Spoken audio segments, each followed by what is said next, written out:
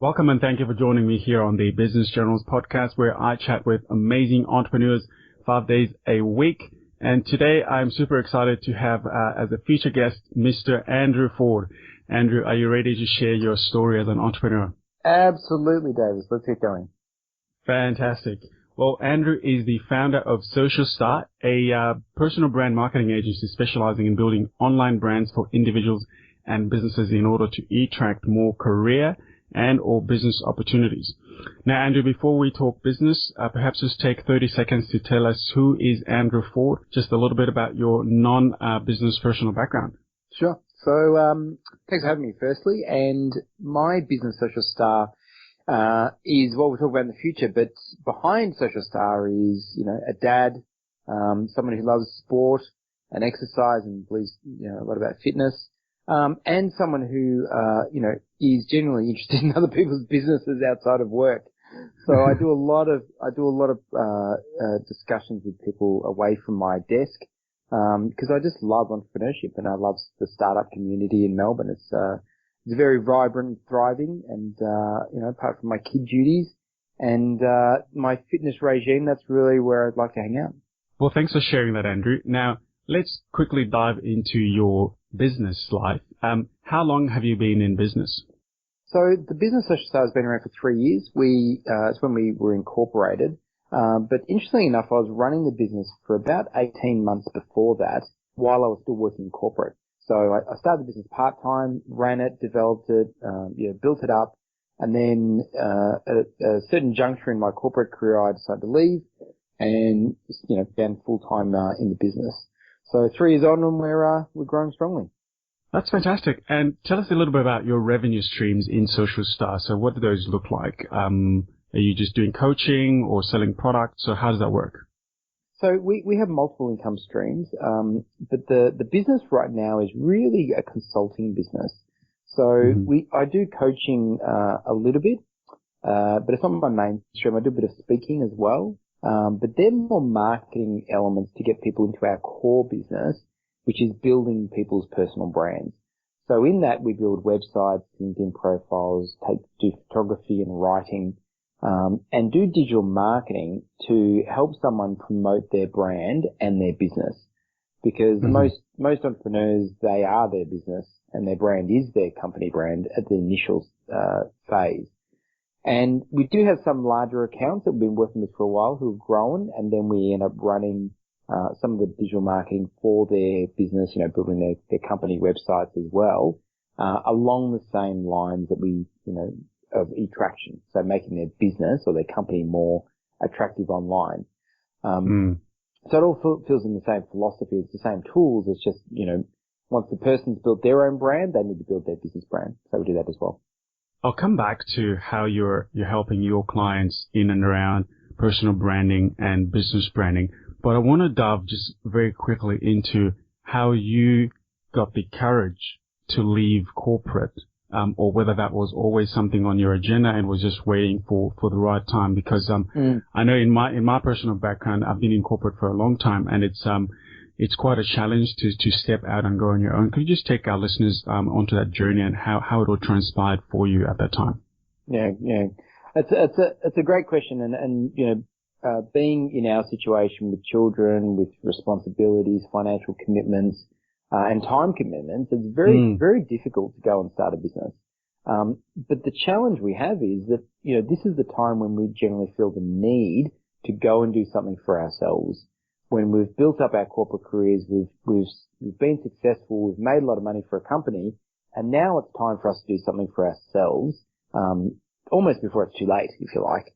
It's never too late. You can do it when you're 60 and retired.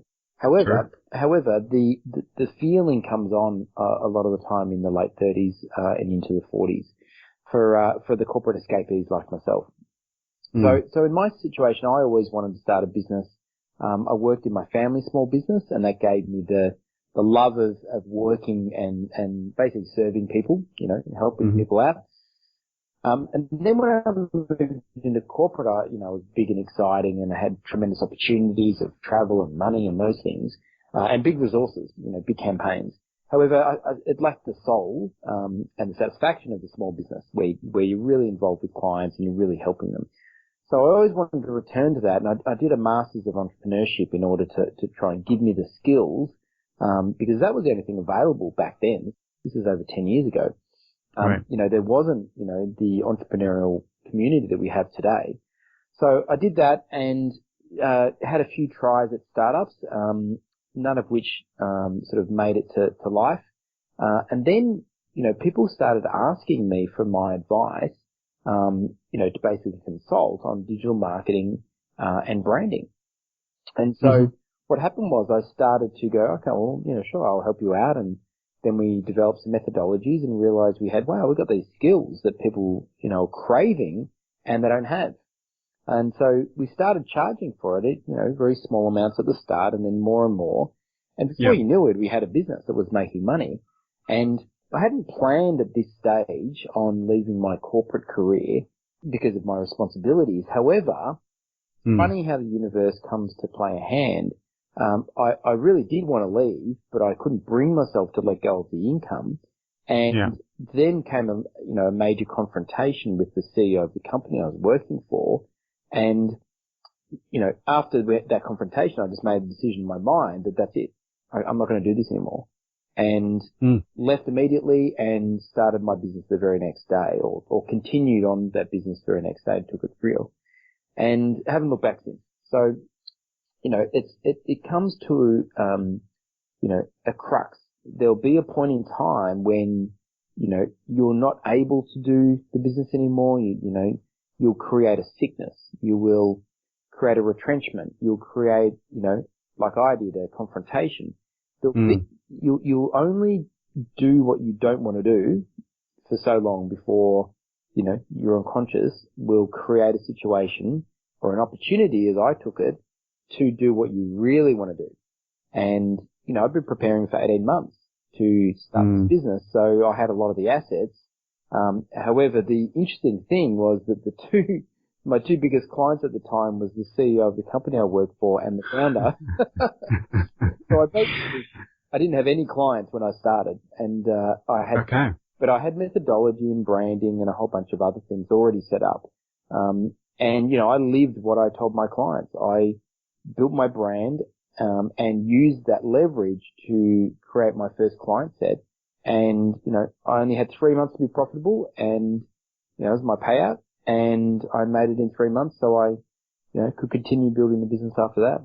So, Andrew, who was your very first client after you left, and you actually went out full time in Social Star? Or do you remember that story? Yeah, absolutely. So what happened was I had, in my network, I'd already built up a good network on LinkedIn, in preparation. And, as in my methodology and attraction, we get the clients to come to us rather than go out and find the clients. So I had a phone call from, a person who I used to work with, and she was changing jobs. And she had just got the job of a social media marketing manager for one of the largest companies in Australia. And when we worked together, she was great at managing the relationships with the executive board, and I was great at doing the work. So when she got that job, because she was highly visible, she didn't really understand digital or social media. Right. So she employed me firstly to build her brand.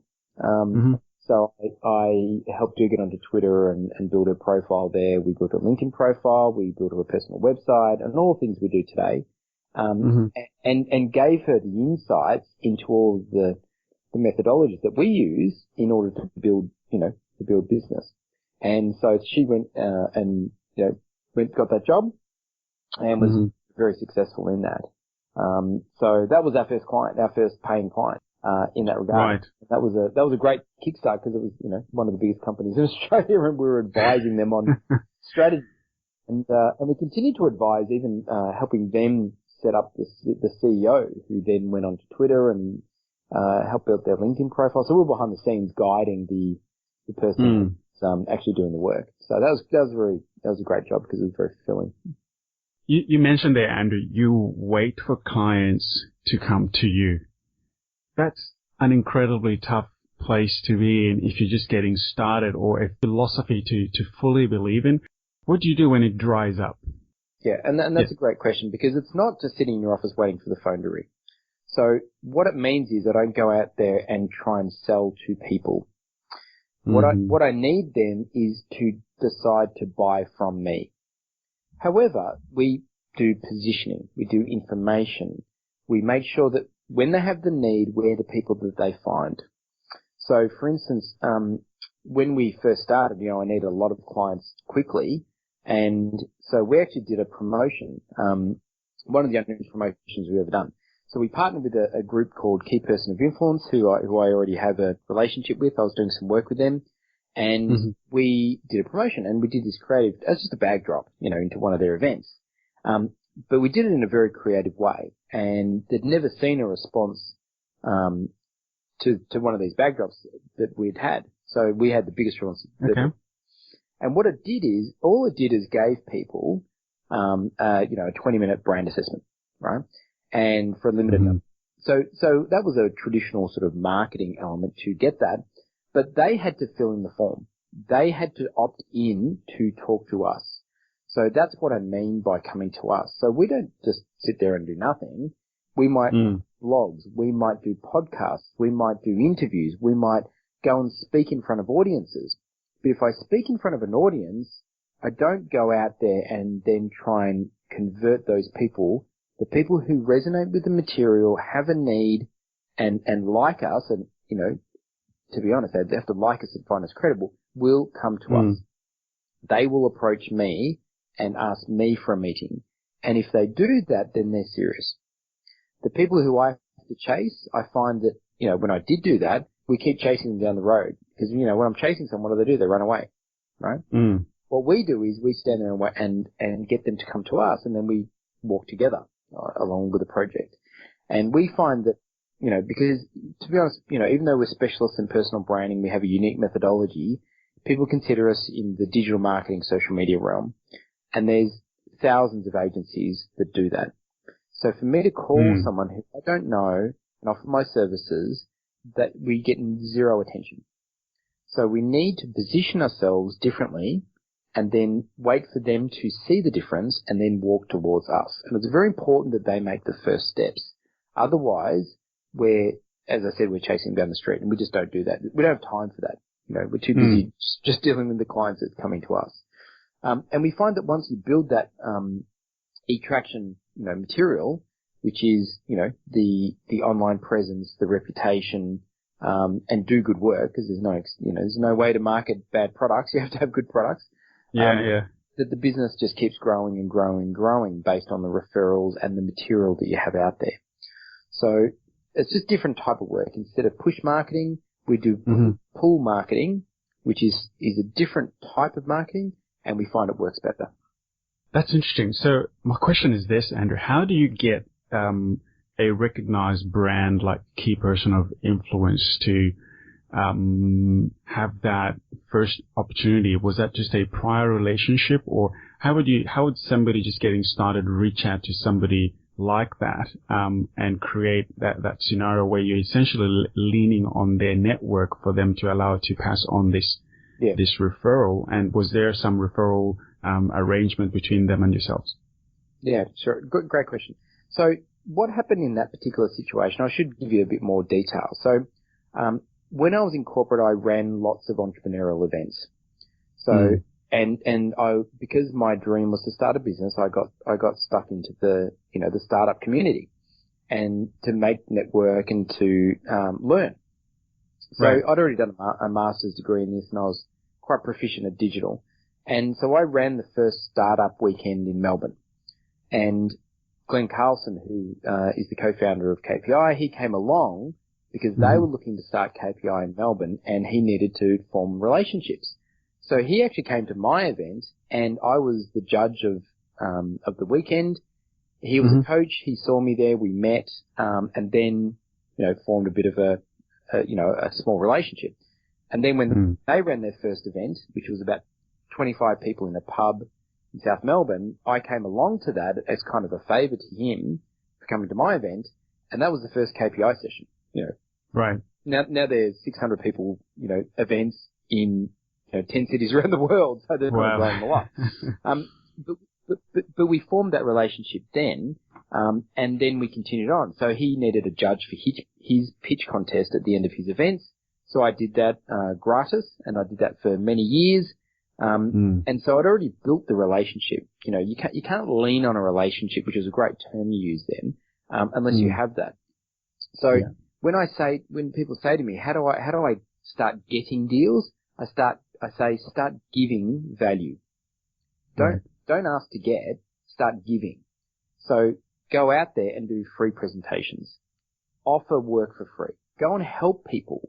And the more you give will be the more you get in return. But if you go out there just seeking to take, people don't resonate with that. You can't go out there to a new market and say, I want to start making money. So, can you please give me some? You need to go out there and saying, how can I help you?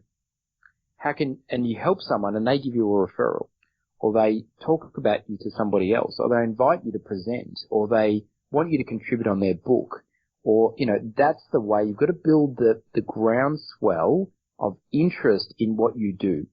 Because you've also got to prove your credibility.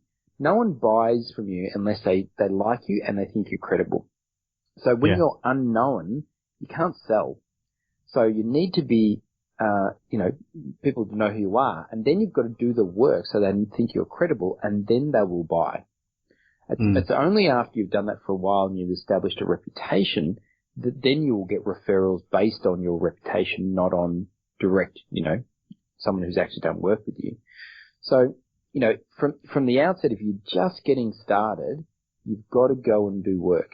If you want to be a speaker, you got to speak. If you want to be a writer, you got to write. And if you have to do it for free, great, do it for free. That's called marketing.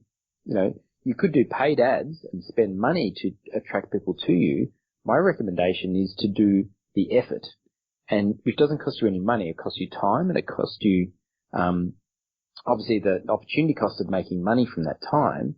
However, it's an investment in the future. And, the people who I helped years ago still give me referrals today. So, you win over an advocate, someone who, you've helped out and they've loved the work that you've done, and they're your marketing engine.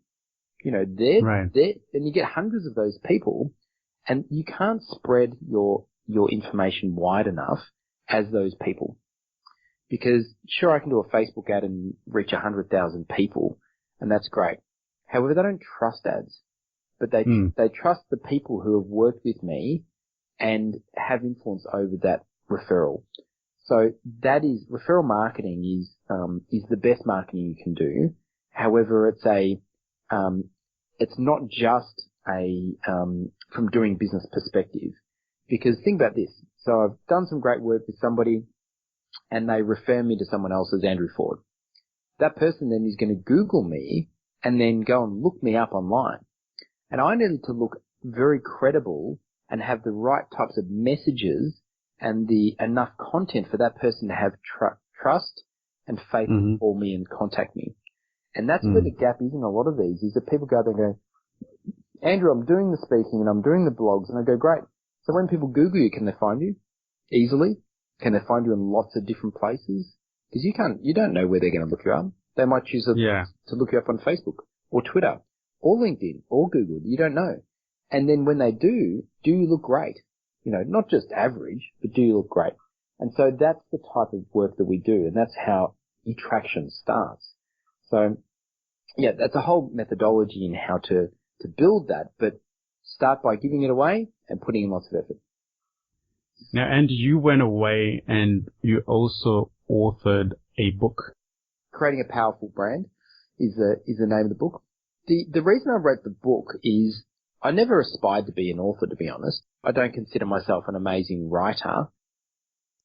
However, I think I am, I have some skills in communication, in teaching.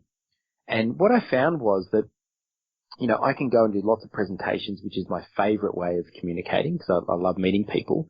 However, it can't reach enough people and it can't give them the depth that a book can. So the format of writing a book is is still a really valuable format. People say that, print's dead, and it might be true in terms of newspapers and magazines, but, books are still alive and well and thriving because people still want, really good content. And books are still the best way to do that from my mind. So I went about and KPI actually stimulated the thought process in my mind of writing a book, because that's a key part of their methodology. So when they started talking about, writing a book, I'm like, it's a great idea. And I just happened to meet a book writer who helps me write books, and we got together, and, that kick-started the journey. But writing a book for me was extremely challenging. So there's a lot of people, self-publishing today. But when I started doing it, it was very new and there wasn't many, opportunities around. So I just did it old school, got a laptop, locked myself in a room, pounded out the words, made a lot of mistakes along the way. But at the end, I think I got a book that people, say that they really value, and it gives them good insights. It's very practical, which is my style. Everything's going to be practical and useful. And, it's a great way of opening a conversation. So I've had people who have got my book from someone who's given it to them, and they've called me to say, loved your book, how do we work together? So it can be a very effective way of marketing as well. And I would add that I have read your book, which I read on a plane going overseas, and I actually left a copy of it with somebody that I mentor, and they loved it, and they can't wait for you to get out there. So anybody who's listening, who's thinking about, how to build a powerful personal brand, definitely get your hands onto that book. And I know we'll talk about this at the end, but where's the best place for people to grab your book, Andrew? Yeah, sure. So on my personal website, you can get a free copy of my book, which is www.andrewford.com.au. You can just do /book and get right there. And the reason I give it away for free, so you can get an e-copy for free, or you just pay for postage and we'll send one out, is that, books are about knowledge, and knowledge is power. And the fundamental belief that my why of why I started the business is that I believe people deserve to love what they do every day. And too many times, and you've seen this, Davis, in your work as well, I saw people at work who I considered grey. They'd almost given up on life. They were just going through the motions, punching the clock. They just didn't have any joy or see around them, because they just didn't like what they did, and they did it for 10 hours a day, 5 days a week. I'm like, that's soul destroying. Now, not to say that corporates are all like that. I had amazing times when I was there, hard times, but also some just fantastic times. So, but if you know that you don't want to be there, don't be there. Get a different job, change your career. You can work for somebody, work for yourself. I don't care. But get into something that you're passionate about, because life's seriously too short. People say it, it's a cliche, but it is true. And you can earn money doing so many things. There's never been a better time to get into something that's niche, that is truly what you love to do, because it's just unlimited opportunities. 10, 15 years ago, it was very difficult to start a new business, or to join something of a startup, or join a new, interesting business that's overseas. Today, you can reach out and get a job anywhere in the world, doing just such a huge variety of different work. I know people who have quit their jobs and they're driving Uber, because they enjoy meeting people, and they just do it a few hours a week, and then they do other things, and then they're starting a business, and they do 2 days working for somebody to get cash flow. Like, you can do those things now. It's so flexible. I just love that. I love that you can, I've got friends who are in, multi-level marketing, doing a bit of that, and then they do some speaking, and then they, they're, an accountant during the day. And I go, that's right. It's just great that we don't have to be locked into something that we hate and do that, for 10 hours a day. So the book, I give the book to people in the hope that I'll spark their inspiration to really follow their passion and do something that they love, because it just breaks them alive. Now, a lot of the reasons why people kind of stay in those, dead-end jobs or corporations when they know they want to do something different is maybe fear of failure. Could you maybe just take a moment to share what has been sort of the worst sort of point in your 3 years in business? What has been what you would call a moment of failure where you sort of felt, am I going to recover from this? Yeah, there's many, to be honest. It's starting a business is probably the best personal development program you'll ever do because it's really challenging and there's probably two things I want to talk about. So the first thing is the closer you are to something, the more it hurts. So the more passionate you are about your idea or your business, then the harder it is when things don't go well. So imagine this. So you're in a company and you're working for them and, you know, you like your job, but really just they're, you know, ticking off time, paying the bills. You know, the project you're working on doesn't go particularly well, you know, but you're not going to get into trouble for it. You're like, oh, well, whatever. If you're running your own passion business and, you know, you truly believe that this is helping people and you love doing it and it doesn't go well, it's soul destroying. You get crushed because because you love it. You know, the more you love something, the more you're attached to something, the harder it is to deal with, when it doesn't go well. But the cool thing about that is even though there's these amazing ups and these, you know, really strong downs, is that through it all, you feel fulfilled. So I encourage entrepreneurs to embrace the pain, embrace the challenge, because you will have as much challenge as you have rewards. Thinking that you're going to do anything challenging, like start a business or find a new career, and it's all going to be just upside, is just fantasy. So, although it won't all just be downsides either, there will be a balance of the two, and you need to enjoy the tough times because they are the most revealing. They're the character-defining moments that really is the reason why we do this. And I fully believe that the challenges that we have in these business is the uncovering of your true self and who you are as a person, and that's the personal development. Because the challenge is what brings, you know, it brings out the best of us, sometimes the worst, but also the best of us. And if it's truly the most, you know, the thing that you want to do in this world, then you will push through it. So I give the analogy when I'm doing speaking of, say, climbing mountains. Now, I could just jump in a helicopter and land on Everest. You know, it's not hard to do, right? However, it's not challenging, so it's not rewarding. You know, I can't go back to my friends and go, oh, I've been to Everest. I'd be, wow, you know, did you climb? Got an helicopter, right? You know, so I can drive my car 42.5 kilometers and go, I've just done a marathon, but that's not really hard, so it's not worthwhile.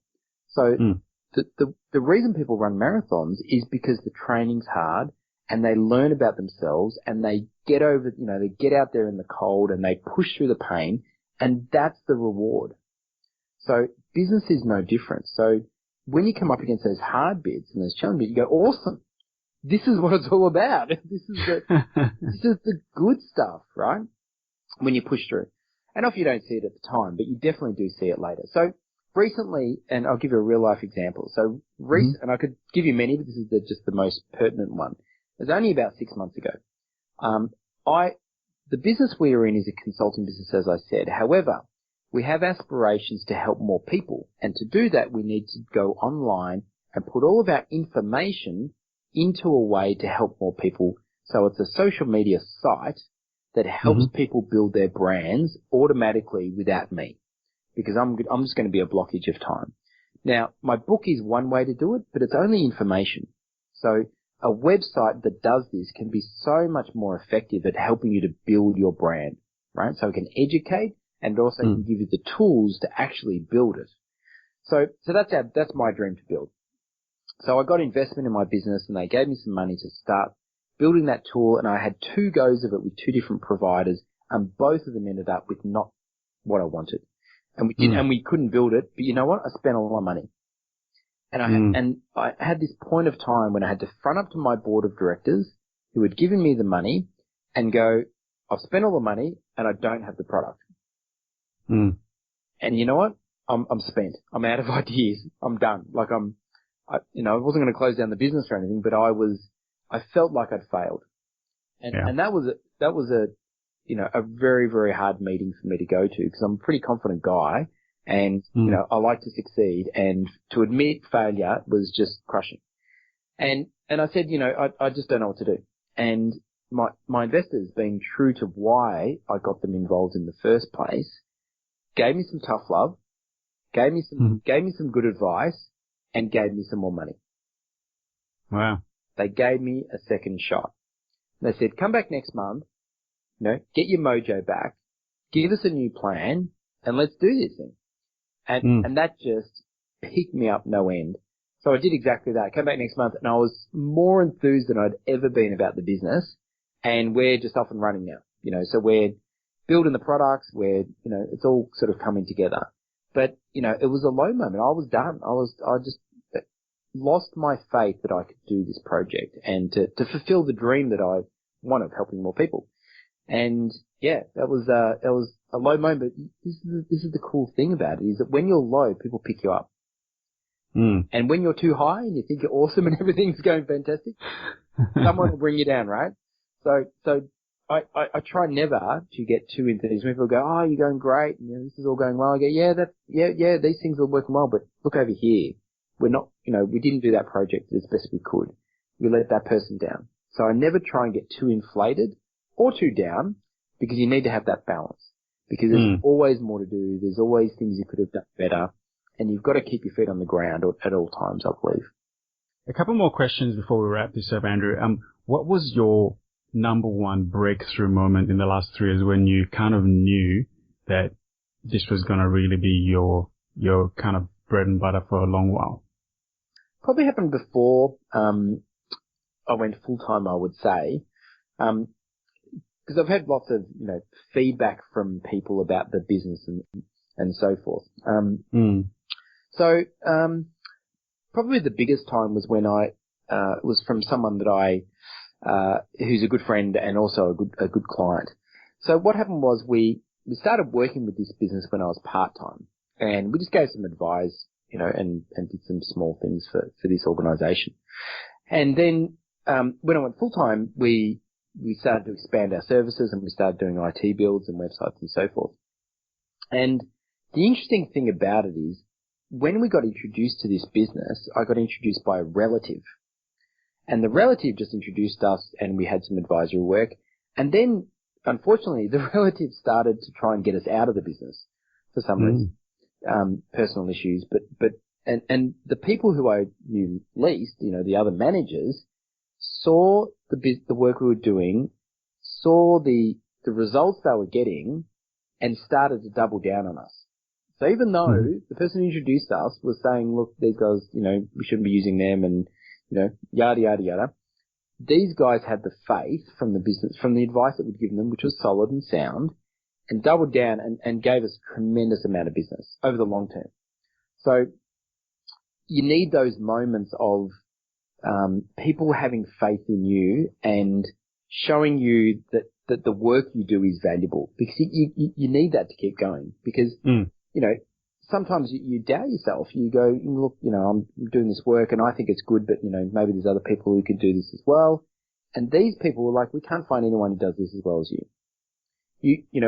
We trust your advice. We've seen it work. We've got results, and here's more of it. And that at times, really helped us, because they're a big company and they gave us lots of work. And they're still our customer today. In fact, we work with them all the time. And those relationships I treasure. I really do. And it's more than just a business relationship. It's now, it evolves into not just a friendship, but a partnership. And we take that seriously. So, we back our work and we stand behind it. And it's really nice when customers appreciate it, and they've referred us to plenty of other people, and it's really been one of the bedrocks of our business. And I think who, really gets what you do and values it and invests continually, because you've got to have some sort of, ongoing cash flow. You can't go out every month and start from scratch and just get new work. You've got to have that repeat business. So I encourage you to think about that in your, who in your network could you, work with as a partnership, to keep that money coming in.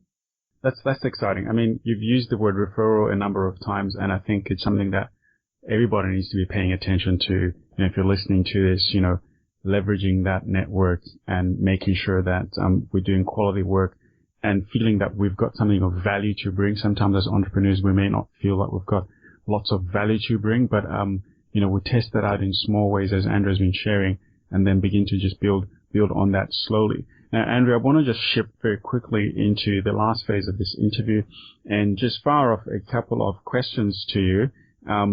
So here's a question for you. I want you to tell me whether you rank any of these at all and how important they are to you. Faith, fun, family, friendships, finances. It's a good one. So for me, family right now in my life is number one. Mm-hmm. However, to support my family, I need finances. So I rank, I guess my family number one, which a lot of people would say. It doesn't mean I spend all my time with my family, but I have adjusted my life. So, part of the reason for leaving corporate was to have flexibility in my time so that I could spend the time I needed to with my kids. However, to support that, finances are very important. And a lot of people rank money as low on their value list. However, for me, you've got to have a certain amount of money to live and survive and thrive. And I think that we need to make sure that we get paid and we charge and we get paid effectively for what we do. In fact, I just had a client in here who was taking me through his new course, and he was like, so the first course is free, and I'm like, if you give it for free, people are not going to value that. You need to charge, and even from the fact that when you run events and the tickets are free, people don't turn up because they don't value it. And so if they're prepared to pay a small amount to go, then that they're actually going to show up. So it's a way better way to run events, I feel. In terms of the other ones, faith for me is in practicing probably lower on the list. However, I am a spiritual person. I do have a lot of belief, but in terms of practicing, it'd be fairly low. Fun, unfortunately, has been pushed down the list because I work a lot.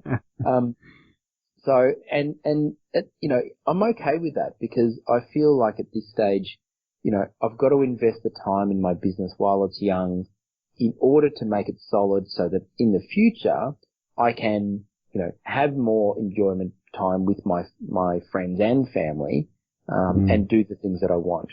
And, if you run your own business, you'll realize that there's this sort of 5-year plus 5-year time frame.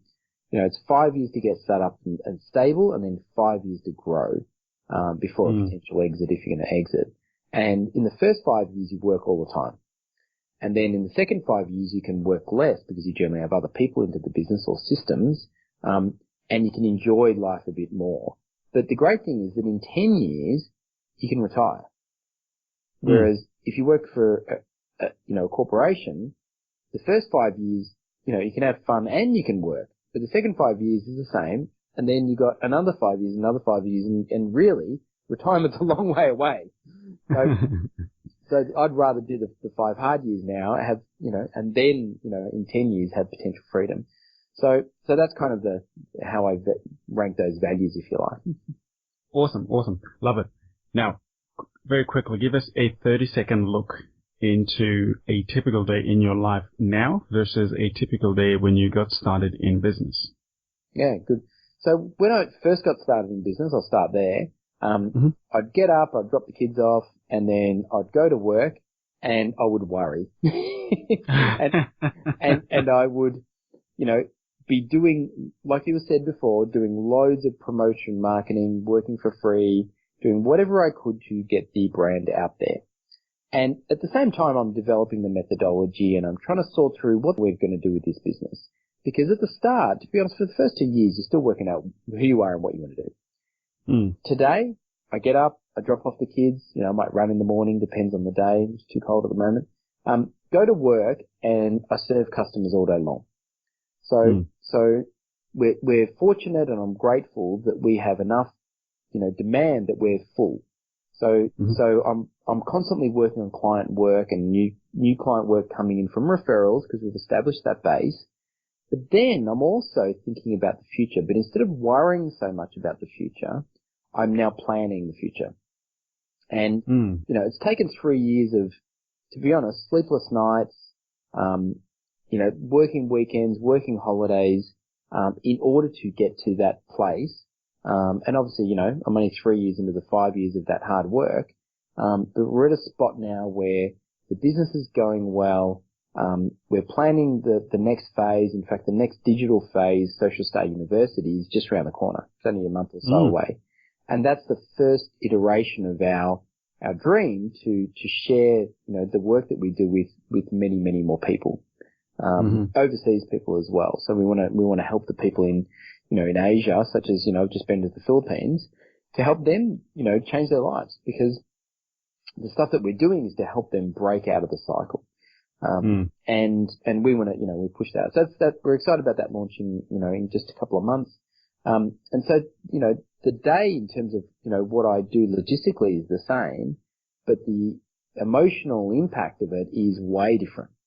And I know what it's like for those people who are just starting out now. Every day can be scary. You have ups and downs, but you have a lot of doubt. You have a lot of fear. Where's the money going to come from? How am I going to pay the bills? I've been through that. I had times when, I had to scrabble to make the rent bill or the wages bill. Went through all of that, and, inch by inch, day by day, client by client, it comes together if you are consistently putting in the effort. And you've got to focus on the right things. I mean, sorry, it's not 30 seconds, but, that's good. Keep going. The right things are satisfy your client. Make sure you're doing authentically good work, because if you don't, in 2 years' time, you won't have built a referral base, and you won't be just sitting back, the jobs are coming in. You'll have to keep working for it. You've got to make sure that you do it right, and, just do your best effort. It's not going to be perfect, but there's a big difference between giving your best and maybe not being perfect to not trying enough. And clients know it, and they feel it, and they'll reward you for your effort and your goodwill. So, invest in your clients, invest in yourself, and put those, just keep going every day, and then eventually things get easier and easier and easier and better and better and better. Now, investing in yourself. Do you invest in mentors? And if you do, who would you like to share who your current mentors are? Yeah, sure. It's interesting. I didn't invest a lot of money in mentorship early on, just because we were kind of, we didn't have a lot of money to invest. But I did have a lot of people that I worked with, and I surrounded myself with good people, just people who I like. I can't network people who I don't enjoy spending time with. So it has to be people I enjoy, and I would help them. The way that I would be around them is I'd help them with what they're working on, and in turn they'd help me back. Not I didn't do it for a reason, but it just turns out that way. So the way to get, instead of going out and asking someone for help, go out and offer help to them. So if you've got a mentor, maybe, what do they need? I mean, I've got a guy who, he's just the guy who I was talking about with his event. He is a great, knowledgeable person about startups. His name's John Perry, so I'll mention him. And if the way I could spend more time with John, he's got a farm. If he said to me, we need to get, I'd love to spend some time there, I've got to go fix some fences on the farm, I go, mate, I'll fix those fences with you, because I know we can chat and have a beer afterwards, and I'll get to know a lot, I'll get some knowledge. Do whatever it takes to be closer to these people. Read books. I'm always reading books. I love biographies about business people. I just finished Elon Musk's book. Follow good quality people online. I follow Dr. John DeMartini. I follow only quite a few select people. Roger Hamilton's another one I follow. Just because I like their advice. It's consistently good and solid. So I follow them online, read books, and get closer to them by helping them do something. And that's probably the best thing. Now, right now, I'm in a position where I can afford to get official mentoring. So I've got a guy who's come on as chairman of my board, Paul Kennedy. He's got an amazing depth of marketing knowledge. He's worked for, some of the biggest brands in the world. as I have, but he's just, had, a great variety of experiences and can add a lot to my thinking. So, he's on, we meet weekly and he's really involved in our business, and it's been a good game changer for me, since the moment of my, the crisis I talked about. My board insisted that I bring someone on after that to help me with my mindset, and Paul was a perfect fit. And since then we've really shown some great success because, you've got someone to talk to, you've got someone to bounce ideas off. And I think it's really important. And if you can't afford it, get someone that you can for free. But it's not for free. You've got to do something for them. You've got to help them in some way. Look after the kids once a week. I don't know what you have to do, but do some nanny work. do something for them. Everyone needs something, right? And so, I mean, one of my things that I feel, kind of strongly about is when, people say, I just want to catch up and bend your ear. And I go, great, I'd love to have coffee, maybe once or twice. But when it gets into, okay, they want 8 coffees and really they don't want to pay for your advice. They just want free advice. Really they've got to give something back to you. And it's not a fair exchange if they just want to extract, quality information, without giving something in return. Yeah. And that doesn't have to be money. It could be something, but at least offer something. And I think that, that should be your standard exchange. Make sure you're giving fair value in the world, and it will be repaid to you. Best 2 books you would recommend as must-reads, standing right next to Building a Powerful Personal Brand, which is your book. Yeah. I love reading about people, because, all leadership and all change and all entrepreneurship starts with people and their dreams. So the 2 books that I've read that probably impacted me the most, would be Elon Musk's biography, which I've just finished. Amazing guy, and Steve Jobs. So both similar ilk, changing the world in their different industries, challenging people to be fair, but, they've done amazing things. One other book that I think is, really a must read for a lot of people who are looking to leave business though, it's a book by Dr. John DeMartini called Inspired Destiny. And that's a book that helps you uncover what you're passionate about. And it's a foundation book that I recommend for my clients to, when they're in that decisive mode of, I really want to leave, but should I, and so forth. This will help solidify what it is that you really want to do in this world. And once you know it, you can't unknow it and you can't stop it. So yeah. You'll start making your way towards that dream, no matter what. That's just the way destiny works. Now, Andrew, I want to just take a moment to appreciate your time and everything that you have been able to pour into our listeners today, and really grateful for even offering all that knowledge for free. And I know people would really value that. Now, to wrap it up, just before we close the show, I want to ask you this final question. What would you say is the legacy that you want to leave and be remembered for, and why? Sure. My big dream, my big vision is to help school children and university graduates to start thinking about their dream and their passion and creating that into the world. Because a lot of the generation that we have in Gen X, it's very challenging, and only a small percentage of us will get out and do what we really love to do. However, influencing people when they're young and getting them to believe that they can actually do these things, and realistic dreams, not, I'm going to play for the, NBA, it's, I'm 5'10", it's not going to happen, right?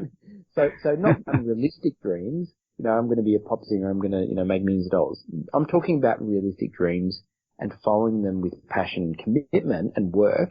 I think there needs to be more of that. And from what I've seen, it's not taught in schools and it's not taught at university. So I want to be an adjunct to that education system to help people understand what they're passionate about and give them the tools to actually start building towards that even before they've finished, their traditional education, because that will change the world. If everybody followed their dream and genuinely loved what they did, I think the world would be a very different place. You don't need, cruxes like drugs and alcohol when you're happy in your life. And a lot of people are not happy because they're lost and they don't have fulfillment because they're not doing anything that they're passionate about. So it's a big dream, one person at a time, one project at a time. But, on my, at the end of my time when my kids are looking down at me, I hope they're seeing that I was a spark that helped people, even if it's a few hundred or a few thousand, to change their lives and to live a life of passion. Well, that is absolutely amazing. And ladies and gentlemen, thank you for hanging out with me and Andrew today. Hope you had as much fun as I did. But more importantly, my hope is that you can get your hopes up that you are good enough to chase your dreams. And remember to head on over to businessgenerals.com for all the show notes. Just type Andrew in the search bar and his show notes will pop up with everything we talked about today, which is super, super cool. And that special gift to you from Andrew is going to be found at andrewford.com.au/book. Remember to jump on there and grab your free copy of Andrew's book. Again, that's a fantastic book. Andrew, thank you so much for being on the Business Generals podcast today and for sharing your story with us. For that, we are grateful. You are a true business general. My pleasure, mate. Great to talk to you again.